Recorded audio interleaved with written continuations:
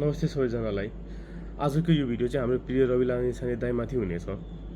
धेरैले चाहिँ उहाँलाई मन पराउन सक्छ, धेरैले उहाँलाई मन नपराउन सक्छ। तर नेपालको 15,000 कैदीहरूले चाहिँ स्योर उहाँलाई धेरै मन पराउँछ होला। अहिले उहाँ र उहाँको झोलेहरूले गर्दा तिनीहरू जेलभन्दा बाहिर छन्।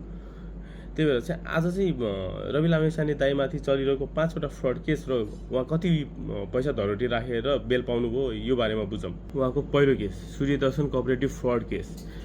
यो केसमा चाहिँ उहाँलाई चाहिँ अक्टोबर 18, 2024 मा चाहिँ राष्ट्रिय स्वतन्त्रता पार्टी अफिसबाट चाहिँ जेल लगिएको थियो। अनि उहाँले चाहिँ यो केसमा चाहिँ 25 लाख धरोटी दिएर चाहिँ पोखरा हाइकोर्टबाट चाहिँ बेल पाउनु भएको थियो। उहाँमाथि चलिरहेको चाहिँ दोस्रो case Swarnalakshmi cooperative fraud case.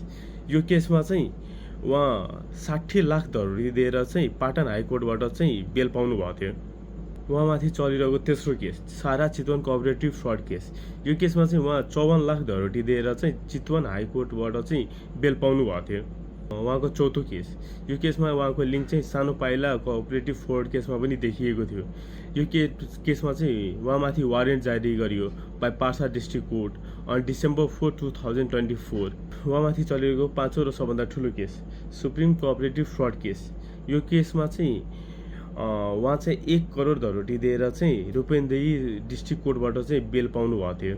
उहाँको नाम यति धेरै फ्रड केसहरूमा आइसकेपछि पनि उहाँलाई भगवान् जस्तो पुज्ने उहाँको झोलेहरूलाई चाहिँ सद्बुद्धिको कामना गर्दै यो भिडियो चाहिँ हामी यही समाप्त गरौँ।